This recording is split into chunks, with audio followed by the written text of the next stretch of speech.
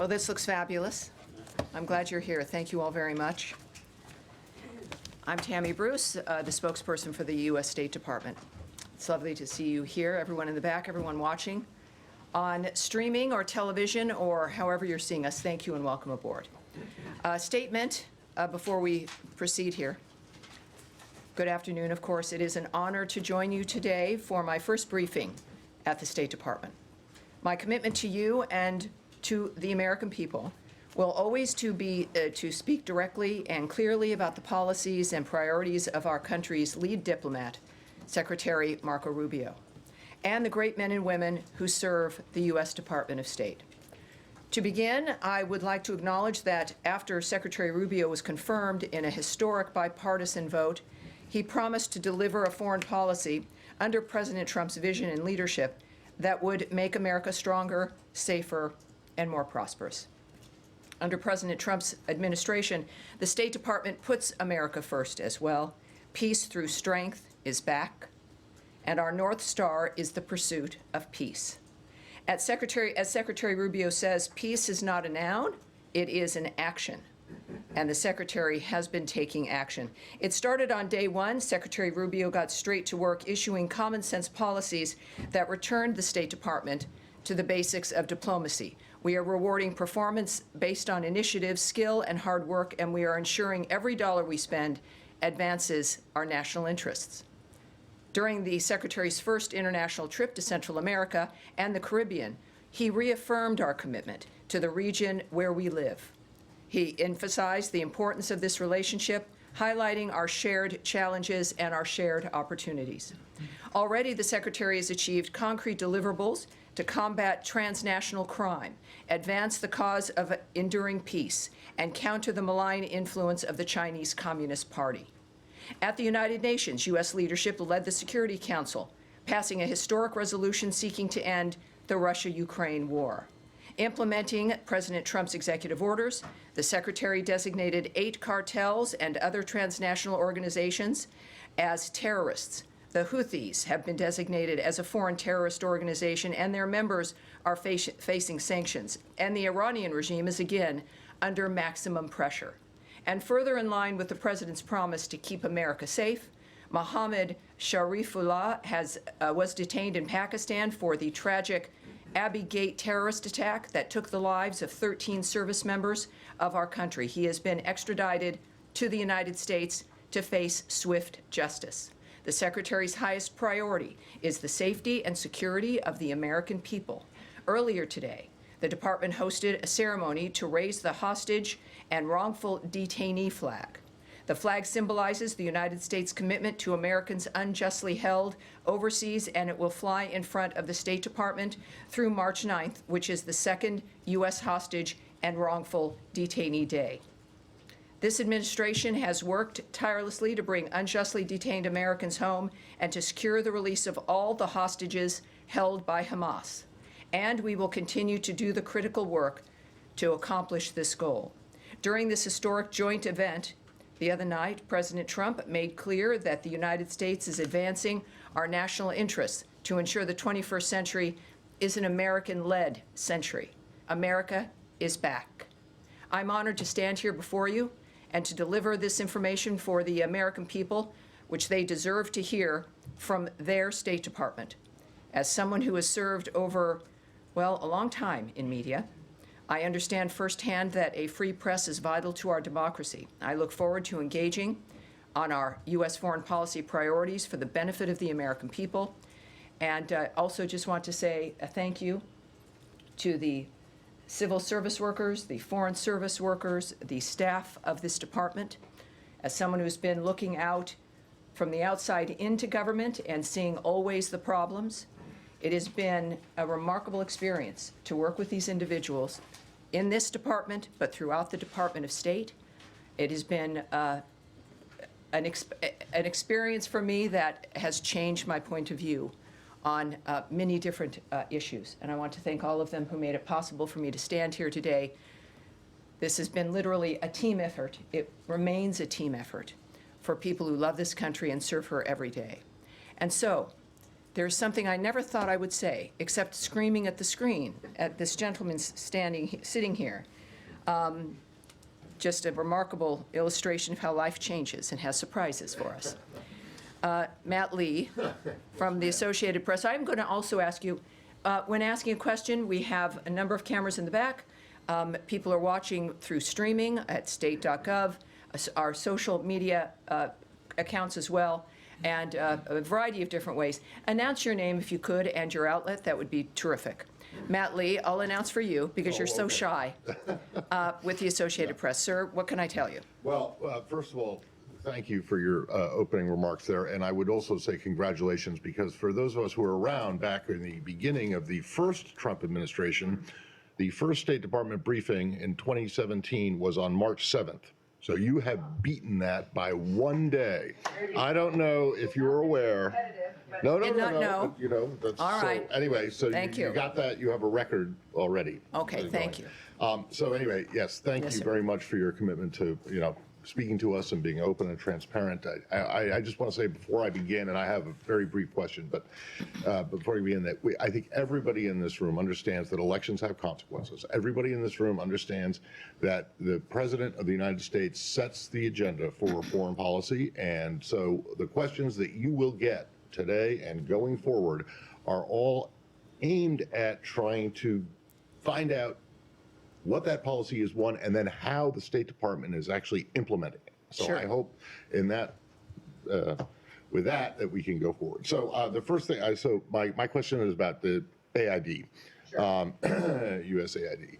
So on January 20th, the entire Function 150 account of the federal budget, which is all of the State Department and USAID, including operations, salaries, was roughly about 1% of the budget. What's your understanding of where that percentage is today? Well, what I can tell you is President Trump was elected to change the status quo. Part of what has initiated this dynamic that we've all watched play out is what's it been? I think it's been 6 weeks. Is an effort to deal with waste, fraud, and abuse. This began with a simple inquiry of USAID to look at their books, to look and inquire, and they refused. They said, we're an autonomous organization, you have no right to come in. The intention was not to do it in a manner that you've been watching unfold. It began because there was no cooperation at the beginning. And the inquiry, of course, was because of the debt, the nature of being $2 trillion, that it was an unsustainable and remains an unsustainable way of running anything, a household or a government. There's a point where you have to look up and say, we need to see at least what's happening. So this has been a pause, a 90-day pause, we shouldn't forget that, to look at the nature of how the taxpayer money has been spent and if it was being used in the proper way for the things that we've allotted it for. And that began. It was certainly in a manner that was not planned on, but we needed to do it. It was something that was, of course, important to accomplish the nature of dealing with, is there fraud, is there abuse, is there waste, how can we fix the system so that taxpayer dollars are being used properly? And in the process, of course, we've looked through some of these issues. You heard at the joint session of Congress addressed by the President, some of the remarkable programs that we were paying for around the world, millions of dollars. Clearly, change has had to be made.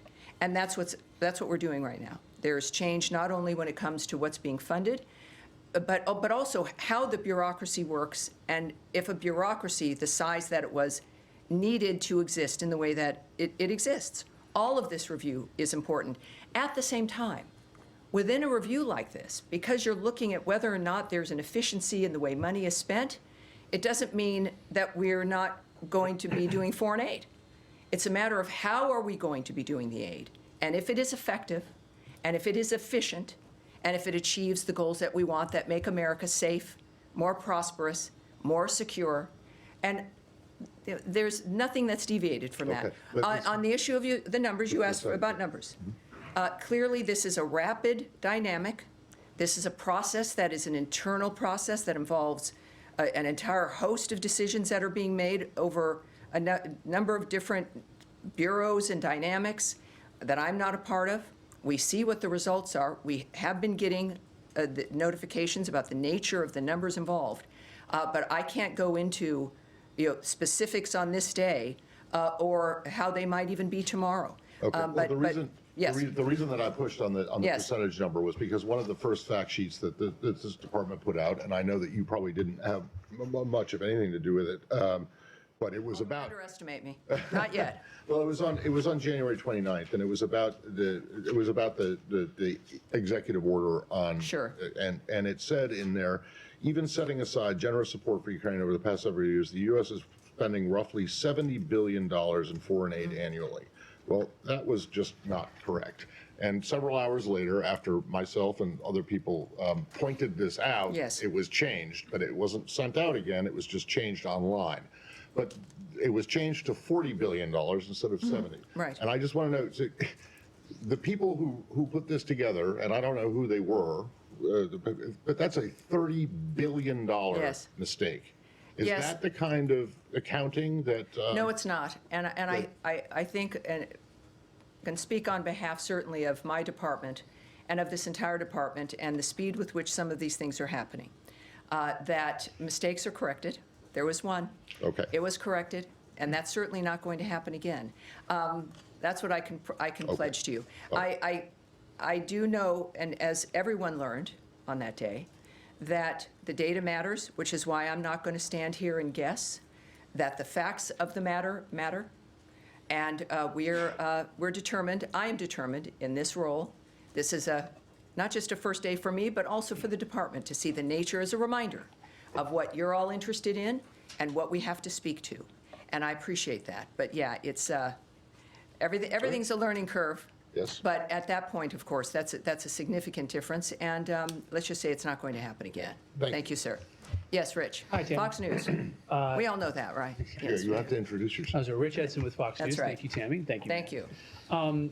Tammy, on this USAID investigation, Peter Morocco has been on Capitol Hill over the past couple of days, briefing members of Congress and updating them on this, where he told them that they have uncovered waste, fraud, and abuse to a level that would require referrals to the Department of Justice for investigation.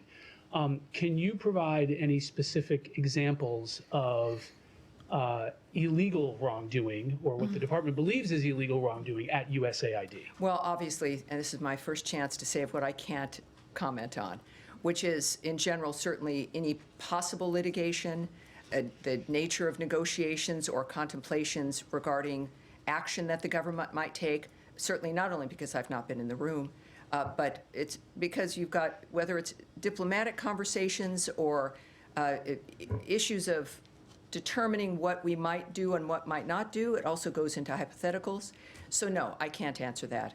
What I can say, again, is that the level of what we've discovered at USAID is troubling enough to where this is the kind of conversation that is perhaps going to have to be had by the American people and even perhaps Congress. But I think at this point, when we're looking at this kind of an issue that we see through our existing investigations and inquiries, that we've clearly got some problems. And so we're determined to correct those problems. Where it ends up is going to be, of course, something we'll see in the future, but that's not something I've been involved in. So a conversation with the American people in Congress, how about with the Department of Justice? Well, I don't know. I don't know. But it is, the seriousness with which this is being addressed is something the American people should be happy about. It is why President Trump was elected, was to take action on the things that he campaigned on, as many people did as well. We knew something was wrong and it had to change. And this is up to, of course, to the people who are doing the investigations, whether or not any of that actually manifests. All right. Yes, Sean. Thank you, and welcome to the podium. Thank you. Sean Tandon with AFP. Can I switch the topic to the Middle East? The situation. Let me ask though. Any other questions on the USAID situation? A bunch of hands. I'm shocked. All right. We'll get back to you when we move into the Middle East. Yes, ma'am. Thank you. Daphne Saladakis with Reuters. Hi there. You said that this is a pause, but we got answers from the State Department saying they've already cut 92% of the awards worth $54 billion. Is there any chance of those coming back? And that made it seem like the review was done. Is it done, or is the review still continuing? Well, when you have a review, it is to assess what's happening in front of you, and then decisions are going to be made, right? So you've got a review, it's 90 days to make an assessment within that framework of what works and what doesn't work. If there were programs and if they've been cut, the answer would be is that they did not serve either American interests or make us safer, more secure, or more prosperous. So those decisions are going to be made. Clearly, some have been in the process of the review. And are they final, and is the review complete? Well, I think that each case may be different, but we do know that actions have been taken based on the standards that we set, that the Secretary of State has set, and we're moving forward. Yes, ma'am. Thanks, Tammy. Jennifer Hansler with CNN. We've heard from groups saying that they had contracts for work that had been granted waivers by the Secretary because they were life-saving activities that were then given termination notices for the funding for those programs. Is there a review to see if these can be turned back on, and how many of these life-saving programs have been cut under these terminations? Right. Just as a reminder, that part of what was a blanket waiver in this process, in the review, was, of course, we will continue to fund and continue to act on the importance of money that goes to life-saving work. Many of those programs, which, again, the President articulated during his address to Congress the other night, certainly did not meet that standard. So we have that blanket waiver dynamic. There are anecdotes of certain issues. We do know that if there's been a problem, that it is reversed. The Secretary is directly involved in this process of assessing the nature of what's happening and who's getting these funds. There is also a process for people to reach into the State Department to make the difference, to apply for a specific waiver, or to indicate if there's an issue and make their case for these situations. And I know the Secretary cares about the nature of foreign aid. It is something that has been, he's spoken about for years throughout also his tenure as a senator. And he is, I have to say, I did not know him well when I started in this position. And his commitment to the country and his personal involvement has been heartening. And I'm sure that in this kind of a dynamic, we've had some frameworks that have been arranged where people can get into the State Department, indicate if there's been an issue, and then action can be taken on those. And do you have Yes, any sir. update on payments? But, yes, sir. Yes, ma'am. Thank you. Camilla Schick from CBS. Hi there. Just to follow up one thing on Jenny's question. Will we see a full list of the grants and the programs that have been cut or that will be cut in this 90-day review? You mentioned that there should be a conversation with the American people. Of course. And that I assume that means it will be something that will be transparent for people to see the list of the programs that have been cut. And then just on related to USAID, there's reporting from Reuters that more than 700 diplomats have signed a letter that is destined to go to the dissent cable for this department, expressing their concern about the dismantling, of USAID, and the fear that this is undermining U.S. leadership abroad and helping create a power vacuum for the likes of China and Russia to exploit. Do you have a comment?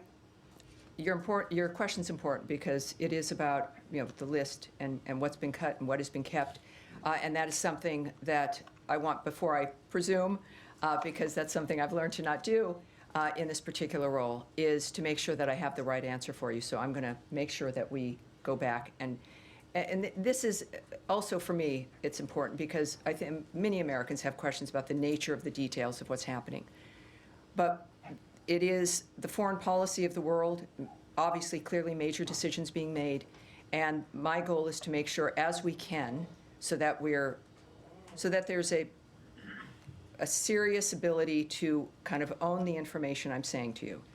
Those are going to be times when I have to come back to you, and this is one of those times. But it's a good question, and yes, I'd like to get that for you. And on the diplomats with the dissent cable? In that regard, we have a dissent cable framework that we're very proud of, that is important.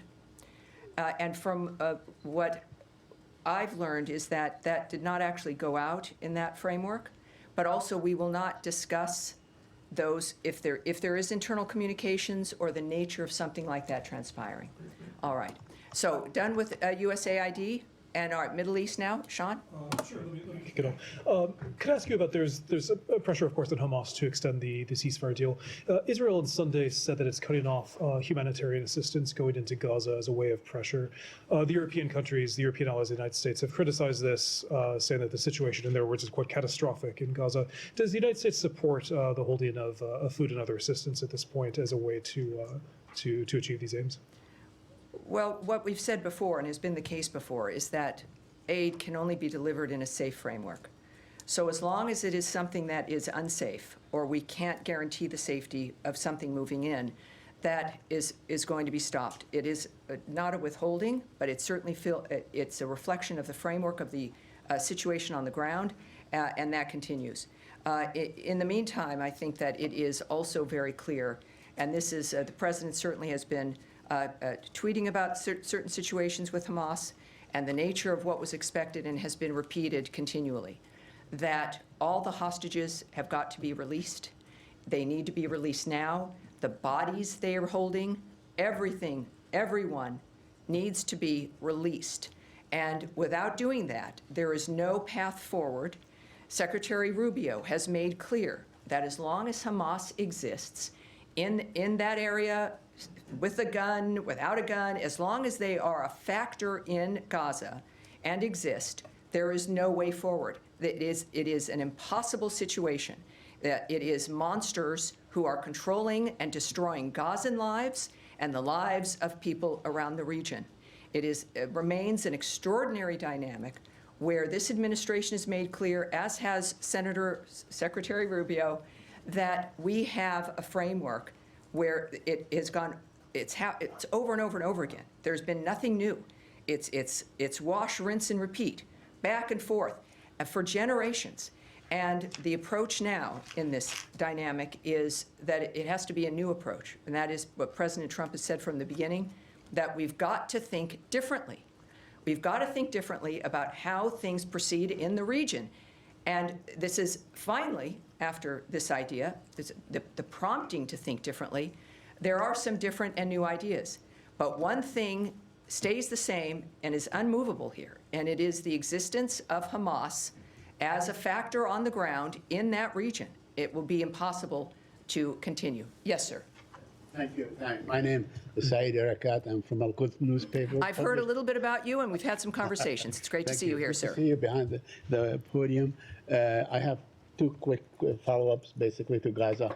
The president said yesterday, well, he had strong words for Gaza, for Hamas, and for the people of Gaza. Now, at the same time, we heard about the meeting that took place between Mr. Bowler and some senior Hamas officials and so on, which gave people maybe, hope that there's going to be movement towards the phase two of this deal that was struck back on January 15th. My question to you, how do you reconcile the two? And also follow up to that, so I don't have to come back to you again, is also on Mr. Witkoff's statement and what he has been saying. The two can be combined. Whether we have an idea as to when he's going to be going back to the region. Thank you. Well, first of all, if you have a conversation with someone, it's not a negotiation, it's not irreconcilable. It is the conveyance of the American position in a different way. Nothing was different. Nothing was conveyed differently. There was no change of position.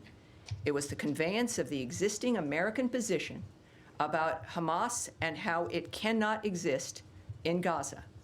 Now, whether it is through a tweet or a diplomatic cable or on television or through envoys or in a meeting, that message can be conveyed. And I think that that's what's important for the American people to realize, is that the steps for peace that need to be taken in any country will be taken, and especially in making sure that a bloodthirsty group like Hamas understands that our message is not fluid. Yes, Andrea Mitchell. Thank Great you to so see you. much. Change of subject to Ukraine. Wait, well, okay, yes, we'll go to you. First, we'll take a couple more on Gaza. Yes, ma'am. Thank you. Nadia Bilbesi with Al Arabiya. Nadia, yes, nice to see you. Good to see you too. A couple of questions. Number one, the secretary said he's open to the Egyptian plan It's been endorsed by the Muslim and Arab countries. What's your position on that? Was basically, in a nutshell, saying that Gazans can stay, they can rebuild it with Arab money and with Palestinians' leadership. And second, the administration issued many ultimatums to the Hamas before. What's the difference this time? And the secretary echoed what the president said on Gazans themselves. He said Gazans will await them a beautiful future, but if hostages are held, they're all dead. What does that mean? Well, first of all, we know that the president, in his comments about a new way forward, et cetera, was an invitation for new ideas. And that seemed to have spurred some new ideas. But we also know that they have not really been seen as being adequate for the nature of what it is that we've been asking for. So it's always, I think that, especially from the words from the president himself, and I want to get his remarks especially for you, because these are, this is, everybody clearly wants this to change. I think that that's obvious, especially with Egypt stepping up and handling it as they have. But then it's about what are the details, what's going to end, what's going to be on the ground. And hold on one second here. The issue of my notes, which might have to be resolved for the next briefing. Hold on. All right. The iPad does not solve all problems. Well, I'm a paper person, as you might be as well. Well, let me just continue, though, on that manner, is that the Arab deal, as it's noted, is that it does not fulfill the requirements, the nature of what President Trump was asking for. But it was not, but it was the welcomed effort of continuing to address this clearly has to continue. So we understand that it's obviously that region and everyone is interested, has a stake in this, to say the least. And the goal is, though, as it has always been, it's very simple, is for peace in that region and to not have it continue to return as a constant issue.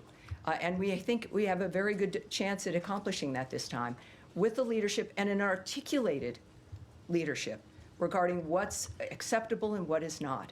So these conversations clearly will have to continue. We know we've got partners clearly in the region, and Israel understands that as well. And this is what the world wants, not only in this conflict, but other conflicts.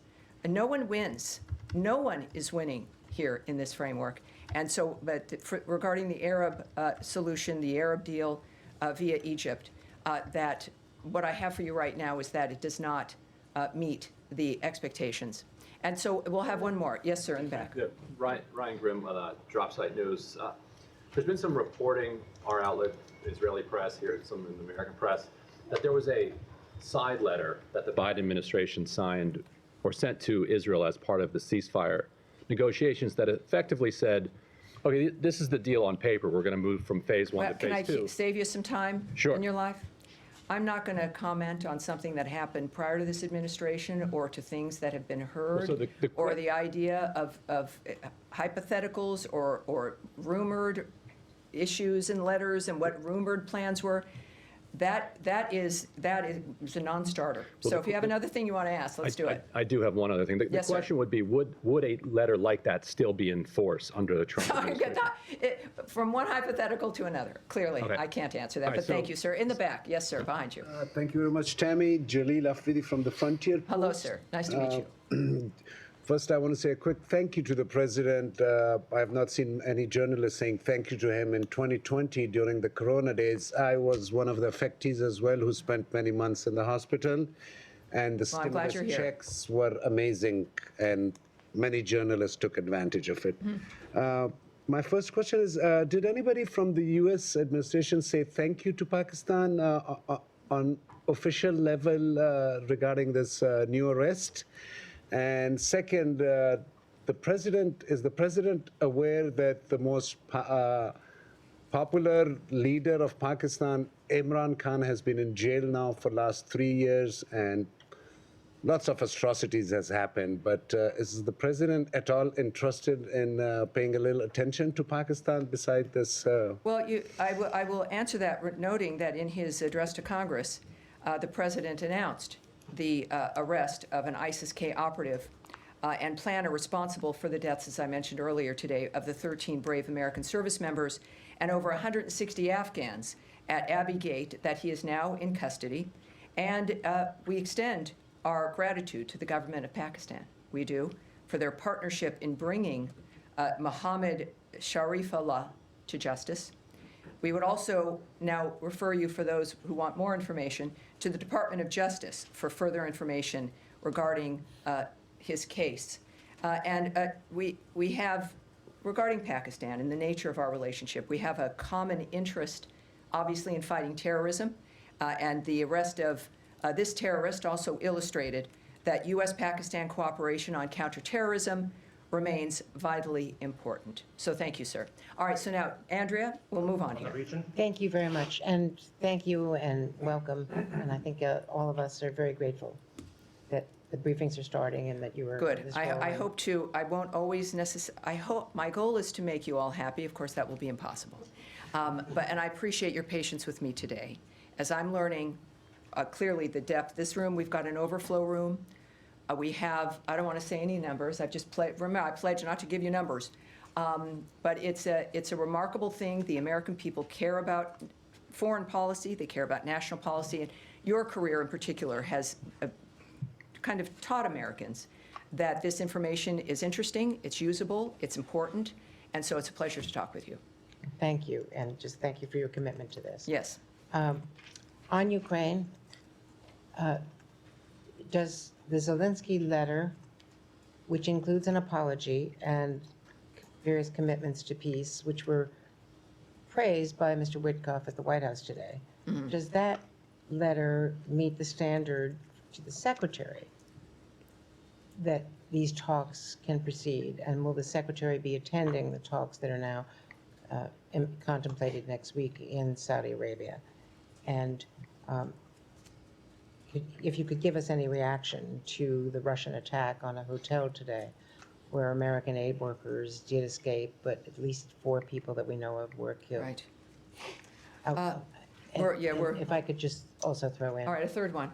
Does the letter of apology solve some of the issues to the extent that the Secretary believes intelligence and the weapons pipeline and intelligence sharing could be restored? Well, that's a road a bit too far. We will not discuss issues of intelligence or diplomatic agreements or the sharing of information. That I will not discuss.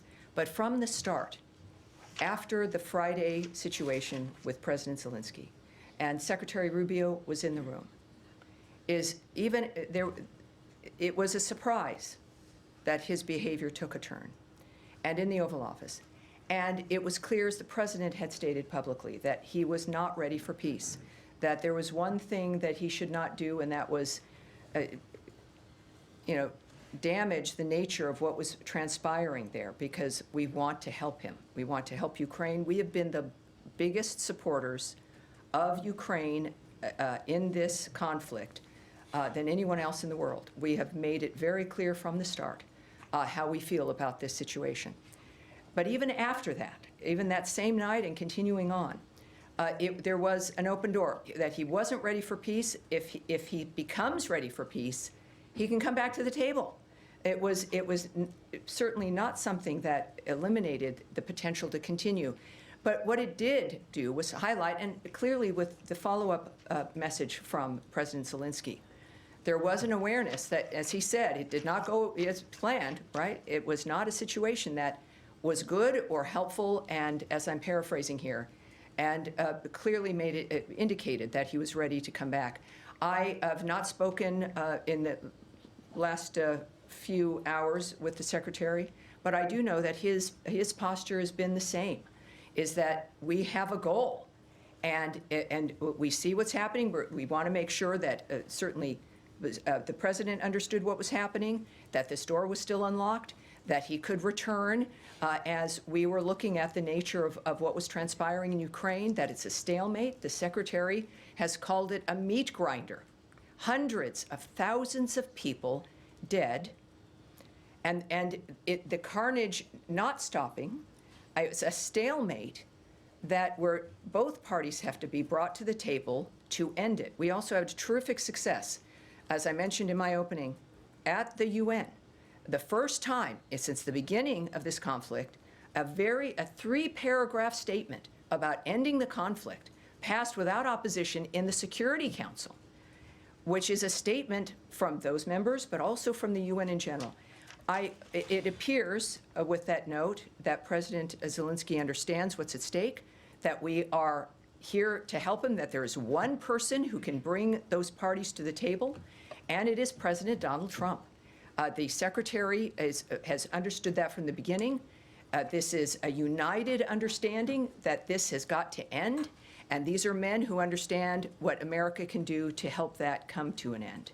And I would believe, with what has been said before, that in fact, if the President and the Secretary believe that President Zelensky is serious and that we can move forward, they have stated, in fact, that we would. So we look forward to that. And Saudi Arabia? What about Saudi Arabia? Is it contemplated that the Secretary would be attending? I cannot comment, certainly, on issues that either have been discussed in a diplomatic framework or arrangements that might be implemented regarding these kinds of diplomatic negotiations or efforts. So I'm sorry, but I can't do that. All right, yes, sir, in the back. Tom Bateman from the BBC. Thank you for starting the briefings again. On the issue of European peacekeepers, which the British and French have both said they're prepared to put into Ukraine under the president's plans, we heard from Sergei Lavrov, the Russian foreign minister, today, who said that this would mean direct, official and unconcealed involvement by NATO countries in a war against the Russian Federation. There is no room for compromise, and this is an overtly hostile aim. Do you have any concerns about that? Well, I don't comment on remarks by leaders or foreign ministers of other countries. I'm here to represent the Department of State and Secretary of State Marco Rubio.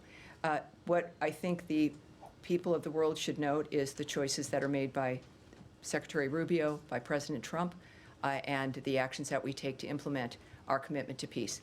Yes, ma'am, in the back. In the pink. Thank you. Thank you very much, Tammy. I'm Jenny Bak with the USA Journal, Korea.